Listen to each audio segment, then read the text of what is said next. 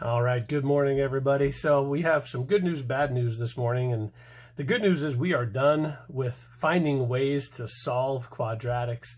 The bad news is that now we have all these choices and we have to choose. And that's what today's homework is about, is choosing an appropriate method to solve them. You have 5 different ways of solving quadratics. Which one do you use and when? So I've listed them today in the order of preference. So here are your choices in order of preference. The very first thing that I would always try to do is take the square roots, but that comes up with issues. And in fact, I have to talk about that one specifically, and I will in a minute.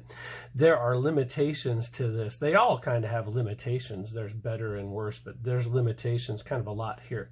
But if I can't take a square root, then I would try to factor, but you know, there's limits to that. Not all quadratics are factorable. So if you can't factor, then I'd go to the quadratic formula.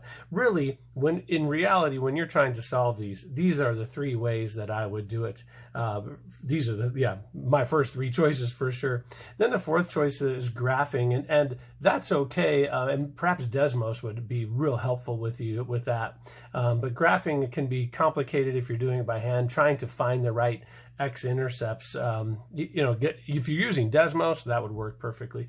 Completing the square, honestly, I wouldn't even try to use that to solve quadratics, but you had to learn it, and it's important because you will use that more for changing forms than for solving quadratics, not just from standard form to vertex, but also next year you'll be using completing the square in order to change forms. So really the end-all be-all is this one right here. The quadratic formula works all the time. I guess you could pretty much just do all of them with the quadratic formula, but it's kind of lengthy. So you'd kind of like to have some shorter methods. So factoring is kind of fast and easy when it's factorable. This square roots is super fast and easy when it's square rootable. Let me talk about that right now. So here are some solving by square root limitations. This is just like the killing puppies things that we did. You can't take the square root of more than one term at a time. I'm going to show that to you in a minute, but it's the same as killing puppies. Remember when you had that thing like this, you can't just square both of those things. You can't distribute that. That's what that's talking about. And that's because this is actually an exponent. It's an exponent of a half, so you can't do that. So basically what that leaves then is you can't use this method when you're given a bx term. Let me show you what I'm talking about. What if you had something like this? If you had like x squared plus 4x equals 25, and you're like, oh, sweet. This is going to be perfect. Look, this is a perfect square. So if you just take the square root of both sides like this, and you're thinking, sweet. But unfortunately, this is going to be killing puppies. Notice there's 2 terms, 2 terms. You cannot take the square root of more than 1 term at a time. Also, please notice that this right here is your bx term as far as standard form goes. You got ax squared plus bx, and then the c is over here.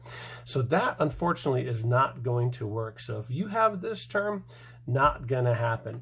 This doesn't work.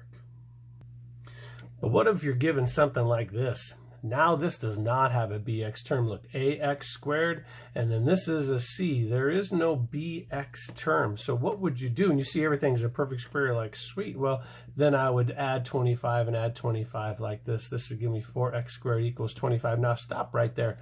Some people are taking the square root right there, and it kind of works. That's okay. This is not 2 terms. This is 1 term. But what is preferred is that you divide by 4 like this first and get that 25 over 4. Then you can take the square root and you get 5 over 2. But once you get this singular term all isolated, then you can take the square root. That's when it's the best. So square rooting works really well when you're given something like this where you don't have a bx term. For those of you with inquiring minds like, why can't I take the square root of 2 things at once? Let me just show you the square root of 4 plus 25 versus the square root of 4 plus 25. We'll do it 2 different ways. Like if you thought, oh, I can just do this, well, then the square root of 4 would be 2, and the square root of 25 is 5, and you would get 7. And that, I mean, wouldn't it be nice?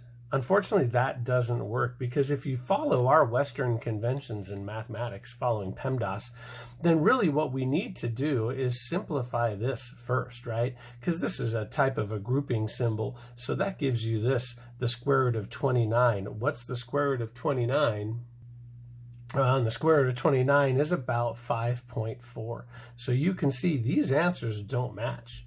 If this worked, then these answers would be the same. If it was all that, because that would mean that all of Western mathematics would jive and it would work together. But clearly, this is not going to happen. So, can't take the square root of more than one term at a time.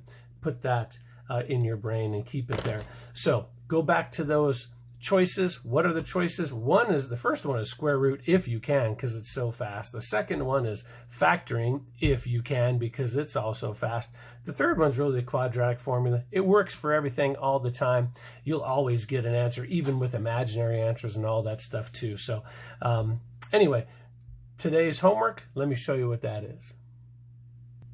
Here you go. We're into the book today. It's 9-4, section 9-4. It's chapter 9, section 4 in the book, 1 through 13. Please take a picture of your stuff and turn that in. I got to tell you, one of my biggest challenges during this teaching remotely is having students turn the work in. Please turn it in through Google Classroom and try to turn it in on time. That's the best thing you can do to make sure that you get credit on time. Turning it in through other avenues, it's just so hard to keep track of all that stuff for me. So help me out. I'd appreciate it. Once again, I hope you're doing well, and hopefully to see you during the office hours. Bye-bye.